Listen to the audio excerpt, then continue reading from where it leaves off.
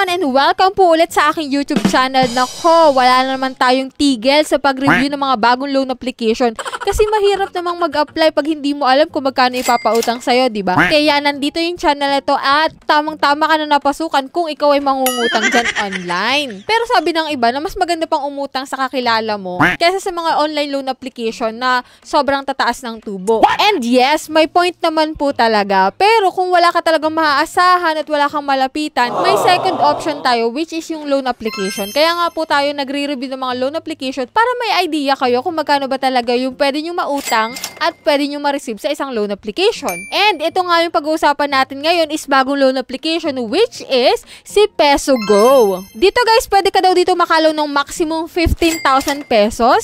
At talagang bago to kasi meron pa lang siyang 70 ratings and 4.6 stars. So under siya guys ng Fine Gold Lending Corporation. So bago natin guys i-check si PesoGo, nako kung hindi ka pa po nakasubscribe sa aking YouTube channel, i-click mo na yung subscribe button, i-like mo yung video na to at mag-iwan ka ng comment dyan sa comment section dahil namimigay po ako ng pa-Gcash giveaway. So weekly po yun and namimili tayo ng 5 lucky winners. And sa video ngang ito is kukuha ako ng 1 lucky winner. And abang-abang kayo lagi kasi sa last Monday of the month, merong mananalo ng ating pangmalakasang cellphone giveaway. So for this month of December lang yan. Nako, kaya ano pang inaantay mo dyan? Mag-subscribe ka na, mag-like at mag-comment ka na dyan. And dako na tayo dito kay PesoGo. So kung interesado ka dito, so keep on watching.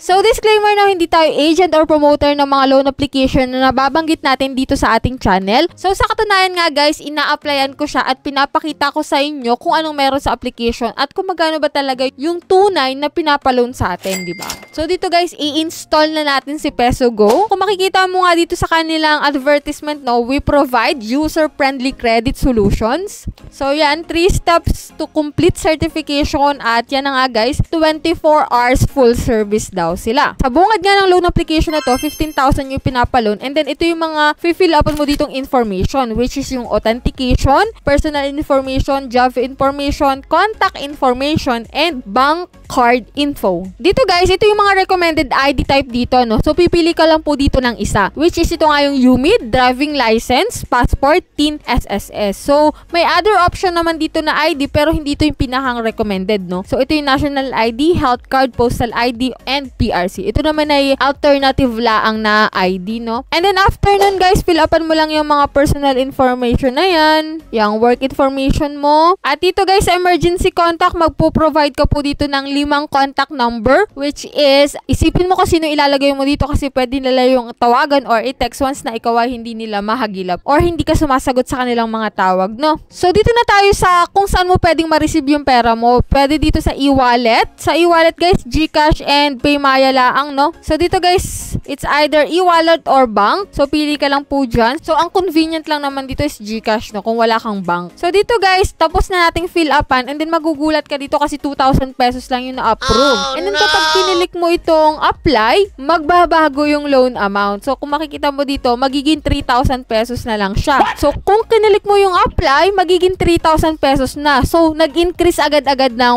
1,000 pesos. So ang loan term nito guys is 7 days lang. So after 7 days, babayaran mo na po ito. So kung ikaw ay bago pa lang mag-apply dito kay PesoGo, na kapag isipan mo itong mabuti kasi yung 3,000 pesos na ma-approve sa'yo is hindi mo pa po yung buo makukuha. Kasi may ibabawas pa doon na processing fee na almost 950 na agad. And interest fee na 19 pesos. Risk control service na 171 pesos. Ang kabuo, ang amount mo na lang po na marireceive is 1,860 pesos. So yan lang yung vlog natin about dito kay PesoGo. Sa mga nakapag-loan na po dyan kay PesoGo, nako, i-comment nyo dyan sa comment section at i-share nyo yung naging experience nyo at kung magkano talaga yung pinautang sa inyo. Para magkaroon ng idea sa mga bago palang uutang dito, no? And baka kapag-isip sila kung uutang pa rin ba sila or i-install nila itong application na to. So sa mga hindi pa po dyan nakasubscribe sa aking YouTube channel, kindly click the subscribe button at hit mo na rin guys yung notification bell para updated ka sa mga ganitong usapan, lalong-lalo na sa mga bagong loan application na naglalabasan ngayon para maging aware ka, no? So hanggang dito na muna. So see you on my next vlog.